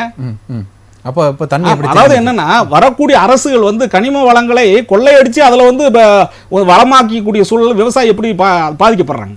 சரி, ஓகே. அந்த அடிப்படையில் பாத்தீங்கன்னா இந்த காவிரி அரசியல் என்பது நீண்ட காலமா நடக்குது. மக்கள் விவசாயத்திற்கான ஒரு மக்களுக்கான திட்டமாக இந்த விவசாய பட்ஜெட்ல குறிப்பா சொல்ல போனா காவிரி நீர் பாயக்கூடிய, அதாவது மழை காலங்களில் வீணா போட நீரை கடல்ல கலக்க முடியாத அளவுக்கு நம்முடைய திட்டங்களை ஏதாவது ஒரு மாற்று திட்டங்களை இப்ப நான் சொன்ன மாதிரி எங்கள் பகுதி மாதிரியான வறட்சி பகுதிகளுக்கு திருப்பக்கூடிய சூழல் வந்தால் மிகச் சிறப்பாக இருக்கும். இன்னும் சொல்ல போனா ஒரே டெல்டா மாவட்டத்துல மட்டுமே விவசாயம்னா அவங்களும் பாதிக்கப்படுறாங்க. வெள்ள காலங்கள்ல அந்த பயிர்கள் பாதிக்கப்படும், தண்ணீர் வந்து அதிகமாகவும் போயிருது. அதிகமாக இதனால நான் என்ன சொல்றேன், மழைக்காலங்களில் வரக்கூடிய நீரை காவிரியில் பயன்படுத்தக்கூடிய சூழலை உருவாக்குவது அரசினுடைய மாற்று திட்டமாக இருக்கணும். அதற்கான ஒரு கோரிக்கையாகவும் நான் வைக்கிறேன். ஓகே, நம்ம தொடர்ந்து பேசுகிறோம். ஐயா ராமகவுண்டர் ஐயா, உங்கள்கிட்ட இந்த நிகழ்ச்சியினுடைய நிறைவான கருத்தை கேட்குறேன். இப்போ குறிப்பாக வந்து பொன்னி அரிசி என்பது இப்போ தமிழகத்திலே இல்லாமல் போயிடுச்சு. அடுத்து IR20 அப்படின்றதும் இல்லாமல் போயிருக்கு. அப்புறம் சம்பா அரிசி அங்கொன்றும் இங்கொன்றுமா இருக்குது. மாப்பிள்ளை சம்பா, குதிரைவாளி கேட்கக்கூடிய அளவுக்கு காட்சிப்படுத்துதலுக்கு உண்டாக இருக்கிறது. கல்சர் அரிசின்னு ஒன்று இருந்துச்சு, அதுவும் இப்போ இல்லை. ஏன் நம்மளுடைய மரபுகள் அந்த மரபு அரிசிகள்லாம் மறக்கடிக்கப்பட்டு மாற்று பயிர்களுக்கு விவசாயிகள் ஏன் மாறினார்கள் என்பதோடு சேர்த்து இந்த நிகழ்ச்சியினுடைய உங்களுடைய நிறைவு கருத்தையும் பதிவு விடலாம். விவசாயிகளை முதல்ல திசை திருப்பியது அரசு, அதை வியாபாரமாக்கியது விஞ்ஞானம். விவசாயிகள் இயற்கையான உணவை உற்பத்தி செய்து கொடுத்தார்கள். அந்த பாரம்பரிய உணவு குறைவான உற்பத்தி ஆகுதுன்னு சொல்லிட்டு அதிக உற்பத்தி திறன் கொண்ட ரகங்கள் பையூர் 1, பொன்னி, பவானி இப்படி பண்ற புதிய புதிய அதிக உயர் விளைச்சல் ரகங்களை கொடுத்தாங்க. அதை நாங்க உற்பத்தி பண்றதுக்கு அதிக உரத்தை போட்டோம், உற்பத்தி பண்ணி கொடுத்தோம். இன்னமும் தேவை அதிகம்னு சொல்லிட்டு பல்கலைக்கழகம் புதிய ரகங்களை அதிக விஞ்ஞானிகளை கொடுத்து புதிய புதிய ரகங்களை கண்டுபிடிக்க சொன்னாங்க. இதில் ஒரு தவறு நடந்திருக்கு.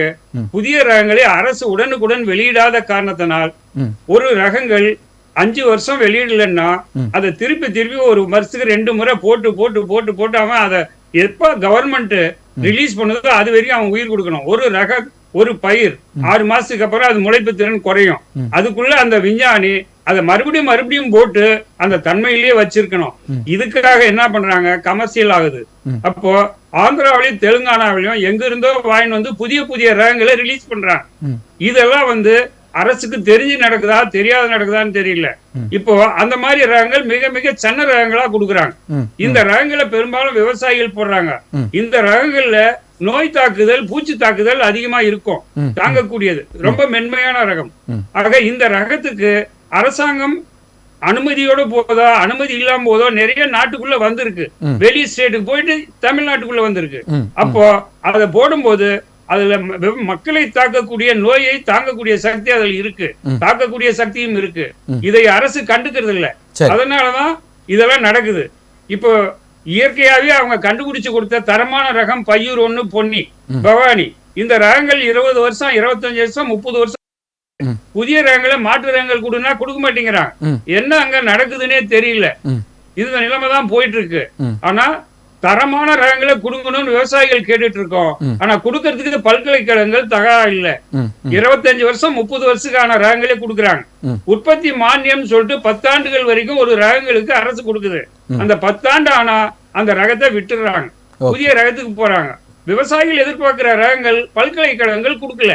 அதனால விவசாயிகள் மாற்று எங்க கிடைக்குதோ அந்த ரகத்துக்கு போறாங்க. ஓகேங்க, இப்போ உங்களுடைய நிறைவான கருத்து. தமிழக வேளாண் பட்ஜெட்டுக்கு ரூபாய் 42,281 கோடி ரூபாய் ஒதுக்கீடு.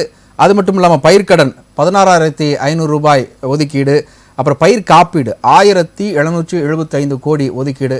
இதெல்லாம் உங்களுக்கு ஒரு வரப்பிரசாதமாக பார்க்கிறீங்களா, இல்லை இன்னும் வேணும் அப்படின்னு எதிர்பார்க்கிறீங்களா? நாங்க எதிர்பார்ப்புகள் அதிகம் எதிர்பார்ப்போம். கடன் தள்ளுபடி எதிர்பார்த்தோம். தேசிய வங்கி கடன், கூட்டுறவு வங்கி கடன், விவசாயிகளுடைய கடன், கல்வி கடன் எல்லாம் எதிர்பார்த்தோம். மக்கள் பூரா எதிர்பார்த்தோம். இந்த செய்தி பேசுற வரணும் போது இதெல்லாம் தயவு செஞ்சு கேளுங்கன்னாங்க. வாய்ப்புகளே இல்லாத போச்சு. அதை பத்தி பேசுறதுக்கு வாய்ப்பு இல்லை. கடன் தள்ளுபடி எதிர்பார்க்கிறோம். அது விவசாயிகளுடைய முக்கியமான கோரிக்கை. இதை அரசாங்கம் இந்த பட்ஜெட்ல சொல்லுன்றது எங்களுடைய எதிர்பார்ப்பு. எப்பயாவது ஒண்ணு முதல்வர் செய்வாருன்னு எதிர்பார்க்கிறோம். நன்றி நன்றி. திரு புதுக்கோட்டை சீனிவாசன், உங்களுடைய நிறைவான கருத்து. தமிழக பட்ஜெட் விவசாய நிதிநிலை அறிக்கை 2024 உங்களுடைய நிறைவான கருத்து. இல்ல, அதுக்கு முன்னாடி நண்பர் சொன்னாரு, இந்த ஆட்சி பதவியேற்ற அடுத்த நொடியிலிருந்து நீங்க மண்ணெல்லாம் தடுக்கிற எந்த அதிகாரியா இருந்தாலும் நான் பாத்துக்கிறேன்னு சொன்ன கட்சிக்காரரை அங்கீகாரம் பண்ண கட்சி இது. அதோட மட்டும் இல்லாம தென் மாவட்டங்கள்ல எத்தனை லாரி போனுச்சுங்கிறத சமூக வலைதளங்கள்லாம் பார்த்தோம். அப்ப அந்த அமைச்சரே தாங்க முடியாம, அந்த பகுதி அமைச்சரே தாங்க முடியாம அரசுக்கு மிகப்பெரிய அழுத்தத்தை கொடுத்ததையும் நம்ம பார்த்தோம். அதனால மண் திருட்டு என்பது இந்த ஆட்சியில் தான் கொடிகட்டி பறந்ததே தவிர அதிமுக ஆட்சியில் இல்லை என்பதை முதல்ல பதிவு செஞ்சுக்கிறேன்.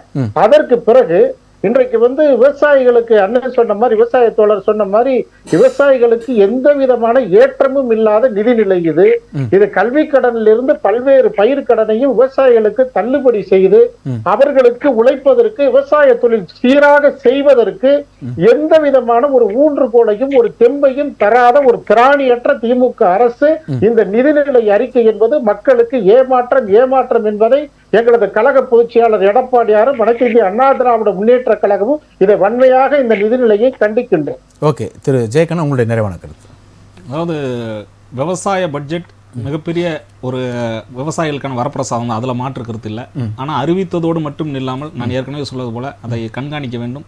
என்னுடைய தனிப்பட்ட கோரிக்கை கடைமடை வரை சென்று கடைமடை வரை பாசனம் வரணும். இன்னொரு செய்தி என்னன்னா, இந்த விவசாய பட்ஜெட்டை கண்காணிப்பதற்கு நேர்மையான நீதி அரசர்கள், ஓய்வு பெற்ற நீதி அரசர்கள் மூலமா ஒரு குழு அமைத்து விவசாய சங்கங்களின் பிரதிநிதிகளை அதுல குழு உறுப்பினர்களா அமைக்க, விவசாயத்தை நம்பி இருக்கக்கூடிய அந்த கிராமங்களில் இருக்கக்கூடிய அனைத்து தரப்பினரையும் அதில் ஒருங்கிணைத்து இந்த இவங்க அறிவிச்சிருக்கக்கூடிய அந்த பட்ஜெட்டிலோட நிதி சரியான முறையில் சென்று சேர்கிறதா என்பதை கண்காணிக்க வேண்டும் என்பது என்னுடைய கருத்து. இன்னொரு செய்தி என்னன்னா, இந்த காவிரி நீர் பாயாத பகுதிகளுக்கும் ஒரு மாற்று திட்டத்தை, குறிப்பாக சொல்லப்போனால் தமிழ்நாட்டில் மட்டும் இருக்கக்கூடிய நதி நீர்களையாவது, அந்த நதிகளையாவது இணைத்து ஒரு நீர் மேலாண்மையில் தமிழ்நாடு இனிமேலாவது சிறப்பாக செயல்பட வேண்டும் என்னுடைய கோரிக்கை. நன்றி. திரு விக்கி, நிகழ்ச்சியுடைய நிறைவான கருத்து. இல்லை, ஒரே ஒரு பாயிண்ட் மட்டும். அண்ணா சொன்னார், அதிமுக ஆட்சி காலகட்டத்தில் எந்த ஒரு மண் கொள்ளையும் அடைக்கலைன்னு. அண்ணனுக்கு தெரியும்னு நினைக்கிறேன். காமராஜ் நன்னிலம் சட்டமன்ற உறுப்பினர், முன்னாள் உணவுத்துறை அமைச்சர் காமராஜ் அவர்களுக்கு சொந்தமான நன்னிலத்தில் உக்கடை அப்படிங்கிற கிராமத்துக்கு அருகில் ஒரு ஒட்டுமொத்த ஊராட்சியையே காமராஜ் அவர்களின் வலதுகரமாக இடதுகரமாக செயல்படுகிற 2 நபர்கள் தோண்டி அந்த கிராமத்தையே சூறையாடிய மண்ணள்ளிய சம்பவம் இன்னைய வரைக்கும் அங்க அப்படியே ருத்ரதாண்டவம் ஆடி இருக்கிறத அப்படியே போய் பார்த்தீங்கன்னா ஒரு 20 ஏக்கர் விளைநிலத்தை தோண்டி அதுல கிட்டத்தட்ட 3 பேர் இறந்து போயிருக்காங்க. அங்க போய் அந்த தேங்கி இருந்த தண்ணியில குளிச்சு. இதெல்லாம் நான் சாட்சியோட சொல்ல முடியும். அதனால அதற்கு முழுக்க காரணமாக இருந்தது இப்பொழுது நன்னில சட்டமன்ற உறுப்பினராக இருக்கிற முன்னாள் உணவுத்துறை அமைச்சர் காமராஜ் அவர்களின் வலதுகரம் இடதுகரம். அப்ப அந்த அளவுக்கு மண்ணை அள்ளி குடிமராமத்து நாயகன் என்கிற பெயரால அதிமுக கடந்த 10 ஆண்டுகள்ல, அதுவும் அதிமுக ஜெயலலிதா அவர்கள் இல்லாத 4 ஆண்டுகள்ல இவர்கள் மண்ணை அள்ளி தின்னது அப்படிங்கிறது ஊர்ல உள்ள அத்தனை நபர்களுக்கும் தெரியும். அதனால மண்ணை அள்ளி திங்கல அப்படின்னு இவங்க சொல்லவே முடியாது. அதனாலதான் மக்கள் அவர்களை வீட்டுக்கு அனுப்பினார்கள். குறிப்பாக எங்களது டெல்டா மாவட்டத்தில் துடைத்து தூர இருந்ததுக்கு காரணம் இவர்களுடைய அவ்வளவு தூரம் அக்கிரமம். அதனால விவசாயிகளுக்கு இந்த பட்ஜெட் அப்படிங்கிறது அதிமுக ஆட்சி காலகட்டத்தில் இல்லாததை விட சிறப்பாக எங்களது முதலமைச்சர் அவர்கள் ஒரு விவசாயியாக இந்த பட்ஜெட்டை தொடர்ந்து போன ஆண்டை விட இந்த ஆண்டு சிறப்பாக கொண்டு வந்து நிறுத்தி இருக்கிறார். நிச்சயமாக இதன் மூலமாக விவசாயிகள் பலன் பெறுவார்கள். இந்த ஆண்டை விட அடுத்த ஆண்டு இன்னும் சிறப்பானதான ஒரு பட்ஜெட்டையும் மக்களுக்கு, விவசாயிகளுக்கு கொடுப்பார். ஒரு கருத்துங்க, தெலுங்கானாவுல காளேஸ்வரம் திட்டத்துல 1 கோடி ஏக்கர் பாசனம் 3 ஆண்டுகள் கொடுத்திருக்காங்க. தமிழ்நாட்டில் பொறுத்த வரைக்கும் உபரி நீர் அதிகமா கடல்ல கலக்குது. அதே மாதிரி திட்டங்களை தமிழ்நாட்டுல தண்ணீரெல்லாம் புற கடல்ல கலக்கிறத வடக்கறிஞர் சொன்ன மாதிரி அணைகளை அதிகமா கட்டி, குறிப்பாக காவிரி ஆற்றில்னா அந்த ராசி மணல் திட்டம்னு ஒண்ணு கட்டியிருந்தா இப்ப மேகதாதே வந்திருக்காது. இந்த மாதிரி அதிக இடங்கள்ல 2 அரசுகளுமே தான் அணைகளை கட்டி தண்ணீரை கடலுக்கு போகாம தேக்கி இருந்தா விவசாயம் இன்றும் நன்றாக இருக்கும், இன்னும் சிறப்பாகவும் இருக்கும். இனிமேலாவது அனைத்து தண்ணீரையும் அணை கட்டி தேக்கணும். நன்றி. நிகழ்ச்சியில் ஆத்மார்த்தமான கருத்துக்களை முன்வைத்த அத்தனை சிறப்பு அழைப்பாளருக்கும் ராசிதிக்கு நன்றிகளும் வாழ்த்துக்களையும் வணக்கங்களையும் தெரிவித்துக் கொள்கிறது. நேர்களை மீண்டும் நாளை இரவு 7 மணிக்கு மற்றொரு தலைப்பில் விவாத நிகழ்ச்சி உங்களை சந்திக்க வருகிறது. குறிப்பாக தமிழக வேளாண் பட்ஜெட் ரூபாய் 42,281 கோடி ரூபாயில் ஒதுக்கீடு செய்யப்பட்டிருந்தாலும் பல்வேறு ஆக்கப்பூர்வமான கருத்துக்கள், நம்முடைய விவாதங்கள் வைக்கப்பட்டிருந்தது. பல யோசனைகள் முன்வைக்கப்பட்டிருக்கிறது. இந்த பட்ஜெட் இந்த நிதியாண்டில் எப்படி வருகிறது என்பதை பார்த்து எதிரொலித்து அடுத்த பட்ஜெட்டில் இந்த கோரிக்கைகள் எல்லாம் முன்னெடுக்கப்படும் என்கின்ற நம்பிக்கையோடு நிகழ்ச்சியை நிறைவு செய்கிறோம். மீண்டும் சந்திக்கலாம். நன்றி, வணக்கம் நண்பர்களே, மக்களே.